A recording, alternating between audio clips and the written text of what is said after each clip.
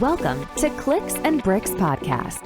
We talk about the entrepreneur mindset. If you get one shot at this, what kind of shot are you going to take? If we forget who we are, they're going to forget who you are. You've got an adversity story that's out of this world. Everything from that Main Street brick and mortar to that billion-dollar manufacturer. Welcome back to today's episode of Clicks and Bricks. Today I've got Lisa Riggs. She's Spirit Socks USA. How are you doing today, Lisa? I'm doing great. Thanks so much for having me on the show, Ken. Thank you for joining us. We're super excited to hear about your company and your journey on how you started it. But before we get into what your company is, can you just give us, the 50,000 view foot from who is Lisa? Oh, who is Lisa? Not the company. Okay. Let's see. Oh, God, I don't, that's a really good question. I guess, I'm a female business owner, but I'm also a wife and a mother. I have two college-age kids, two dogs. I have had a pet turtle for 31 years, who's my sidekick buddy named Henry. I love to exercise, go to the beach. I root on my local sports teams. That's a lot of who I am. I'm very family oriented and really try to, spend as much time with friends and family as I can. Wonderful. And today you've got two college-age boys? A boy and a girl. Boy and a girl. And you're running Spirit Socks USA. Yes.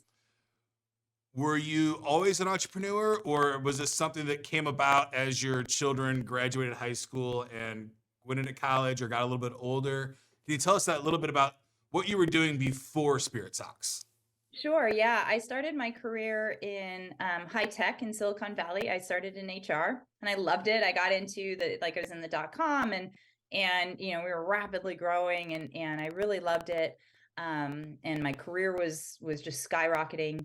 And unfortunately, when I had my first child, my son, it became clear that my boss actually pulled me into her office and said, it's a shame your priorities have changed. And yeah, Wow. I was furious. And my response actually was, my priorities have not changed. My family has always come first. Now I just have a clock at the end of the day that I have to leave by to pick up my son from daycare. So that kind of started the path towards me not being very happy in high tech Silicon Valley. And so after my second child, about a year after my daughter was born, I quit and I stayed home with them. And I loved it. I was so lucky to have that opportunity. I volunteered in everything. I co-founded a neighborhood association, got Citizen of the Year for the city of San Jose, and I, through all of that volunteer work, through all the fundraising efforts, actually qualified me to have this idea to start the company. And so, yeah, when the kids were about middle school age was when I finally had the idea for the company, because I was stressed about giving up my career to stay home with the kids and because I had them relatively young, and I'm like, well, now what do I do with the rest of my life and not go back to a cube? And so I really was trying to think about, what do I enjoy? What do I love to do? Something that I could just throw myself into. And socks were definitely not on that list. They wouldn't have been on the top 100 things if I made a list. Right. But I did have the idea to use them as a fundraiser, and that I was passionate about. And so the company was born. All right. So you hit so many points there that I really like talking about. The toxic work environment in corporate America. I feel like it's changing today, but I was definitely part of that, early 2000s .com rush, VC money, everything is great. The world's wonderful and, fancy dinners every night, but it was hard work and it was expected that you give your life away to the company. So congratulations for having the courage to stand up to that, because I see so many people just say, well, they made me do this. I'm like, well, no, you could have quit anytime. Right. So yeah. That is awesome news. And congratulations for getting to be a stay-at-home mom for the first years. That's my wife did that too. And I think it was probably one of the better investments we've ever made in our life. Definitely. I was so lucky to do it. And I'm very grateful. All right. So now kids are in middle school. You've got a lot more time on your hands because they're not running around the house destroying stuff. Can you tell us, starting a business, you're going to land on socks, right? And you're the queen of socks? Queen, yeah. The sock queen was the title. Yeah. Tell us how that comes around, right? Because it seems like a long shot bet to make. Yeah, for sure. I was on our education foundation. I was running the after school sports program, and it was at the middle school, and it was 90% parent funded. And so we were just trying to figure out, they were really good at donating in the fall, but then as their kids continued to play in the winter and spring, we still had to pay for them, but donations fell off. And so I was really trying to think of something that would incentivize them as a fundraiser to continue their donations. So I had the idea to make socks that like match their uniforms. And part of what I did too, which I think really resonated with them, was we asked for $80 per child per sport, but if they donated $25, they got a free pair of socks. And that's where wadded up $1 bills, Ziplocs of change were coming in so people could pay that $25 to get their kid a pair of socks. And they were the only ones. They actually went on to the playoffs, which they didn't often do. And they were the only ones who, they think it's because they had matching socks. And we sold out. I originally ordered 200 pairs. They were gone in 4 days. And we had 140% donation increase. We made a profit margin of $17 per pair, and no one ever knew. And so I had to reorder, and I had the rest of the students begging for them. And I'm like, no, these are staying with athletics. This is our fundraiser. And so that was where I really took a step back and was like, if this worked so well for me, can I turn this into a business? Can it work for other schools and nonprofits and sports teams and bands? Everybody, fundraising is very, very difficult. Right. And so can this be an easy fundraiser for them? It's practical. We all wear socks every day, right? Right. So that's how it was born. So is Spirit Socks today a vehicle for fundraising, or is it a vehicle for you as an entrepreneur to sell socks to the end user? Yeah, so it's all of it. So Okay. I quickly, in the first couple of years, we really started to have people coming to us saying, do these have to be a fundraiser? And so I quickly realized we could make a sock for anything, and we have. And so I changed the branding, the communication more towards it's about custom socks, and then we just fit it. We've made them for everything from family reunions to weddings to corporates going to trade shows, giving them as client gifts and employee incentives. And I would say the business is leaning much more towards that corporate side right now. Then the fundraising is probably an 80-20 thing, because what corporates are seeing is socks are really popular, and also they're unisex, and you don't have to ask somebody's size, and it's not another coffee mug. There's all these things that you can check off the list, and Right. and they're fun, right? And so people are starting to give socks more and more and more, and it's just resonating with their audience. Yeah. I am not well versed in the sports teams and the uniforms and the studies that have been done there, but I know that there's tons of studies on if you feel good, you look good, you feel good, and if you feel good, you perform better. So I think they might have won the game for having matching socks, and just that little bit of extra confidence in the barrel could be the difference, right? So super Definitely. fun to have custom socks for the teams. I think that is a phenomenal solution, right? And for fundraising, I'm familiar with sports, high school sports teams and stuff like that. So it's expensive to do, and the parents are on the hook. And so this is a great way to get them to sell something that's non-perishable. That's great. No Mhm. side, like just it checks a lot of check boxes, and it's custom. It's not a pizza that's gonna sit in my fridge with all the other Exactly. I TJ's joke all the pizzas. time that the socks are gluten-free, and for a lot, it's an easy checkbox, right? Because that's so difficult when you're working with a group of people. Is like, how do you find something that just is a fit for everybody? And certainly socks are not a fit for everybody. I've had plenty of people in this career come and tell me that they hate socks. I'm like, that's fine. You're allowed to feel that way. Right. This is my business though. So, So anytime you open a business, there's plenty of challenges and things of that nature that are ahead of you, that sometimes you see them and you know that they're coming. Sometimes you don't necessarily see them coming, or you don't anticipate them. At the time when you're starting the business, 7 years ago, still somewhat of an investment, right? It's every year it gets a lower and lower investment to get an LLC and all the paperwork done, but still probably, a few $1,000s investment. I'm assuming you were married at the time, being a family woman. Did you have full support of your husband? Like, hey, I'm going to, start using your hard-earned money, or the family's hard-earned money, to start this sock business. Like, was he 100% on board, super supportive, or he was kind of like, we'll let you do No. what you want to do? Full support of my husband, and actually it was my grandma who helped fund the start of the company. It was my I got a little bit of inheritance from Okay. her when she passed away, and I thought there's nothing more that grandma would want me to spend this money on. And so that's what I did. And my grandpa actually was an entrepreneur, as well as my dad. And so entrepreneurship does and my brother, it does run in our family. And so I thought grandma would be really proud of me to use the inheritance that way. But my husband is 100% supportive, always have, because as most entrepreneurs know, when they're starting their small business, if you haven't gotten funding, if you haven't taken out a loan, there's very little salary to go back to the business owner. And so my husband has continued to be very, very supportive the entire time with the business. And there were times where I was debating, everybody goes through this debating, do I continue to do this? And he always was like, you have to. This is going farther than even we can see. And so I'm so lucky to have that. It's huge having support from your spouse when you're doing seemingly crazy stuff, right? I mean, you're starting a sock business, Right. custom socks at that, right? I don't think I've ever bought a custom sock in my entire life, much less, when it would start a business for that.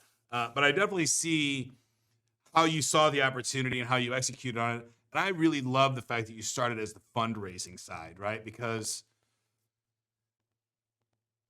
there's a joy that you get when you sell a product or a service to somebody that's a high value, and if you're matching and making them feel good, that makes you feel good. But when you're also helping the community grow and get stronger, that has to feel absolutely amazing, right? So can you tell us a little bit about how that, when you did 140% increase in donations for your very first one, right? Tell us, what were some of those conversations like, that first win with that first fundraiser? Yeah. So, one of the things, just speaking to like helping communities and the type of person I am, I always want to make the world a better place. It's something I've tried to teach my kids since they were born about, and, making the world a better place than where it was before you were there. Right. And it's as simple as saying thank you, picking up a piece of trash, or holding the door open for somebody. Right. It doesn't have to be this monumental thing that we accomplish. It's something we can do every single day. And it's the way I lead my life, and the way I've tried to, and my kids do now too. But if I was going to start a business, the business had to be in line with that. And it had to help make the world a better place. And so that's where the fundraising really came in with, just helping communities. And we've worked with a lot of nonprofits. So the first win, that one was kind of a win. It wasn't really my win because I had to buy the socks from somebody else, because it was just something I was testing. And Right. so my first win came, gosh, probably almost a year later, because it took me so long to, like you said, get the LLC, build up the company. It really took me at least 6 months to find a manufacturer and, and get a product. So Right. so my first win was about a year later, and it was, I maybe did a little happy dance. So yeah. So are you manufacturing yourself, or are you outsourcing manufacturing?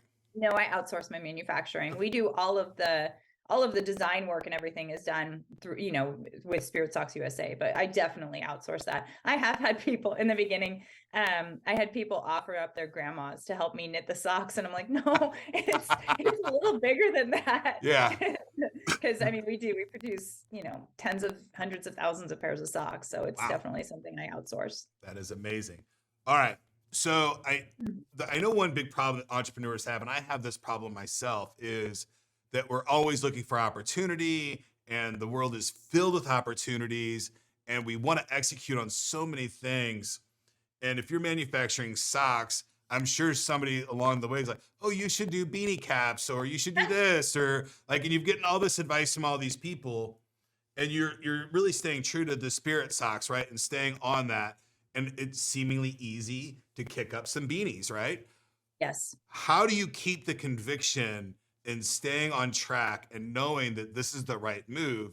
And have you maybe tested some of those waters and realized that my sales go down when I try to sell two different things? Yeah, well, first off, I never knew it was the right move. Like, I was just going based on my gut and what I thought was the right thing. And my response to all of those people was, I do one thing and I do it well. And I've been told, and yeah, it's basically that simple. And I've been told by so many people, you'll never make it because you're not a promotional product distributor, because you only have socks. Like, you don't have all of the other tchotchkes that a promotional product person has had. I've had people insist that I have to do sleeves that were out of trend in less than a year, or beanies that don't work in half the states in the country, and around the world, and so I just kind of, I really, that was my conviction, was what I deeply believe too, is do one thing and do it well. So I'm sticking with socks. And I just recently expanded out of the custom socks by offering a subscription sock box. So we just launched that in December. And so still staying with what I know, what I'm good at. I know I have a good quality product. I know people love them. Our reviews scream it for us. And so now being able to offer that, though, in a different format was my response. Right. I love it. It is the tchotchke guys, the product promotion stuff, that is a business model. Yours is slightly different than what their model is. And I think it's absolutely brilliant. TJ's Pizza doesn't sell Girl Scout cookies, right? So I think it's a home run, and I think that's the right decision. And I know how hard it has been probably sometimes not to try something else and throw that on the table. I just truly believe you lose focus very quickly, unless that's just the kind of person you are. I need a lot of things working at the same time, but I also frequently bite off more than I can chew. I think we all do that.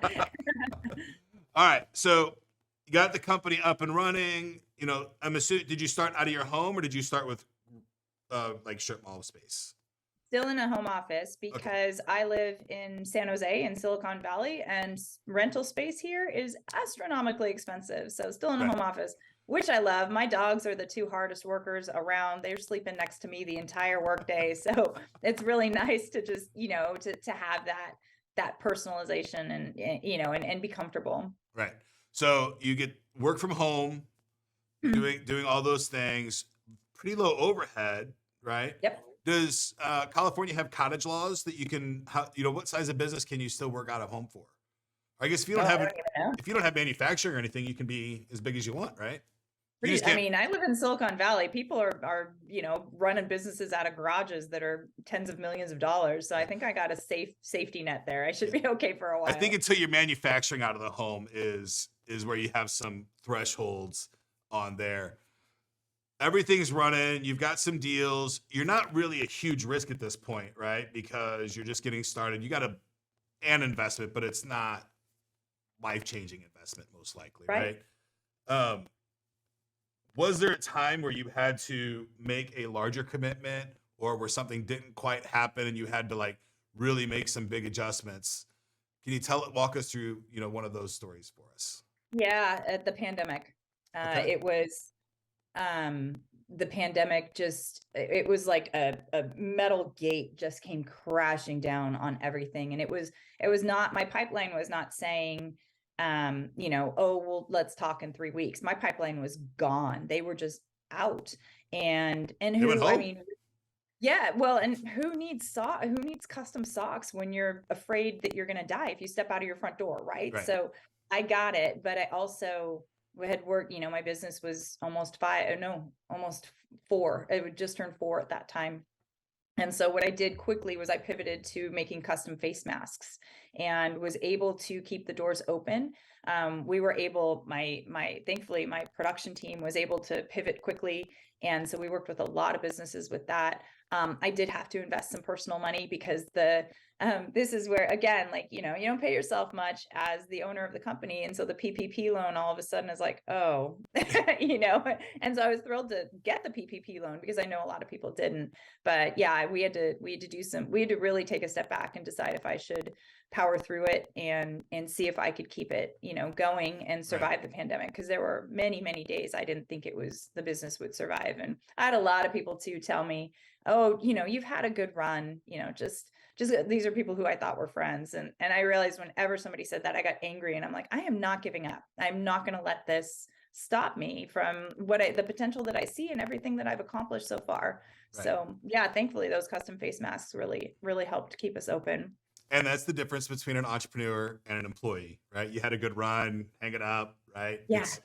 We have a desire to not to keep moving forward no matter what. So Yeah. congratulations on figuring that out and navigating through that. So you retooled at the factory, you did face masks for probably a year while you rebranded into custom socks instead of but now the schools are back in session, games are being played again. So that business is coming back too. So the pandemic theoretically made you a stronger company because now you have multiple lines of revenue, or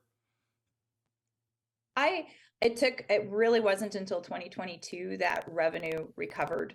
And actually, like, revenue doubled last year. We were up 100% last year. And the nice. pandemic, it stayed about flat during the pandemic, which was great. Like, I didn't have a massive loss. So I really think it wasn't until last year that we recovered. But I think, yes, it made the company stronger, but I think more importantly, it made me stronger as a business owner. I really had to trust myself, and I really, really learned adaptability is a key trait to survival as a business owner. Yes. And I'm prepared now. I feel like I'm always on my toes, ready to go for whatever's coming at me. Okay, how do we adapt to this and get through it? Because the pandemic was something that no one ever could have predicted and saw coming. It was impossible to prepare for. Absolutely. It was a big challenge, and every industry saw something kind of different, right? Exactly. You were, fundraising for schools and teams, right? They're not playing, they're not buying anymore, right? No events Whereas anymore. if you Yeah. were selling exercise equipment, you were having the best quarter of your life. So, every industry was wildly different. I got super lucky through the pandemic. Luckily I've got multiple different companies, so some of them were good, some of them were bad, and we ended up being about even. So, not too different than normal. Yeah. I can relate to that. Yeah. So awesome. That is wonderful. So the new subscription box, can you tell us about that and how somebody could find the subscription box, and what would they expect if they signed up for that? Yeah, thanks for asking about that. So part of because we make the custom socks, they're custom designed, they're custom knit, and so we produce in bulk. And so for a couple of years now, I've had people coming to me, and they, especially from social media, I have a pretty big LinkedIn presence, or decent LinkedIn presence, and people will see a post and they, how can I support you? I want to buy your product. And I have to go back and say, okay, well, when you're ready to buy 100 pairs, let me know. And so I was trying to figure out a way that we could do this. As well as I've had a lot of people who want to give them as gifts, or, gifts basically. And then you don't really want to buy 100 of them. And so the subscription kind of resonated from that. I had worked really, really hard for so many years, and we finally took a vacation last year. And it was when I took time away that I really found clarity. I knew it was time to scale the company, and I just couldn't figure out where it was supposed to go.